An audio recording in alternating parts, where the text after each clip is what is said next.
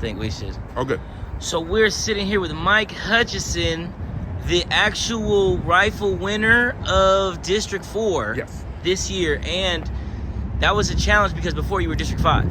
Yes, I still am District 5 technically because my family house was redistricted this year. So I decided to run in my new redistricted district as well. So currently I am the school board director for District 5, and hopefully once we get this corrected for District 4 and I'm named the school board director for District 4, I will be resigning from District 5. Okay, and so how drastic is this? I want the audience to imagine someone saying, nothing to see here. Is you having a little, is this a little discrepancy? Is this a huge thing to pay attention to? What exactly happened? I think it's both. So last week, the registrar, the head of elections, called me up kind of out of the blue to tell me there had been an error in how they counted a small number of votes for a lot of races in Alameda County.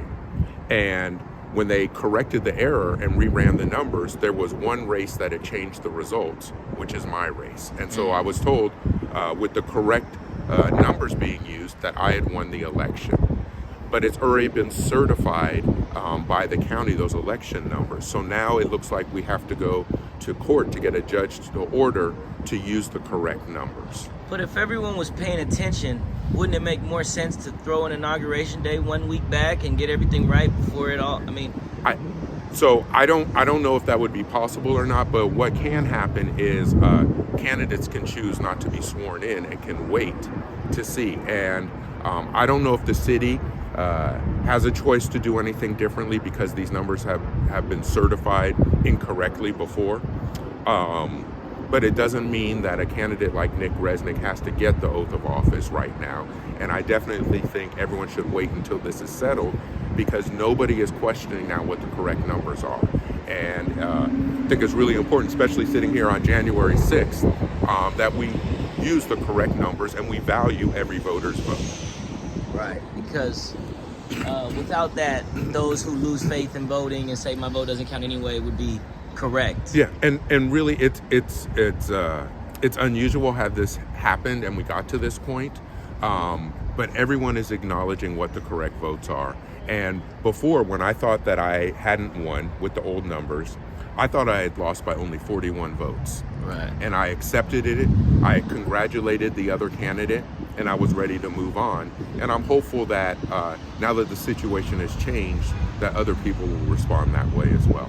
All right. Wow. So you are the rifle winner, no mistakes made of school board, and you're in a situation now where the city is not going to pause their inauguration an hour. They're not going to call. They're kind of going to let the certifications for the incorrect stuff just roll through. So what we had to do is today we filed in court to get a judge order to get the judge to throw out the old certification, certify the new numbers, and declare me the winner. There's just no telling how long that might take, and it's unlikely that we'll get that order from the judge before inauguration on Monday.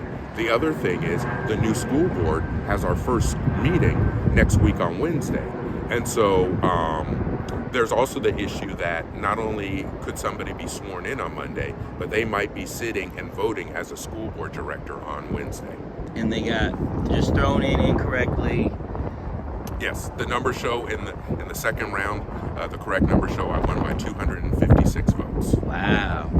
All right, Mike Hutchison. And for the record, for those that don't know your legacy or not, you are a OUSD, you are a public school advocate, you are a union.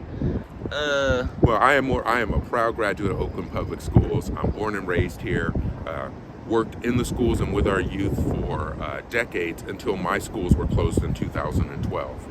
And when my two schools, Maxwell Park and Santa Fe Elementaries, were closed, we all got active and decided we needed to do something else. And since then, I've been working to really save public education in Oakland and fight for the community really to have the kind of schools we need and deserve in all of our neighborhoods. Right, and specifically, some of the work you spearhead is keeping OUSD funds public, and when a charter school would try to come in and say, hey, this is our money, you say, no, it's This Yeah. OUSD money. The two biggest things that really we've been involved in is definitely fighting the closure of our neighborhood schools, and yes, fighting off privatization that had kind of flooded into Oakland. And so in my 2 years on the board now this year, we are looking to finally leave state receivership, the state oversight that we've been under for 20 years, because in my 2 years on the board, we've finally been able to stabilize the finances.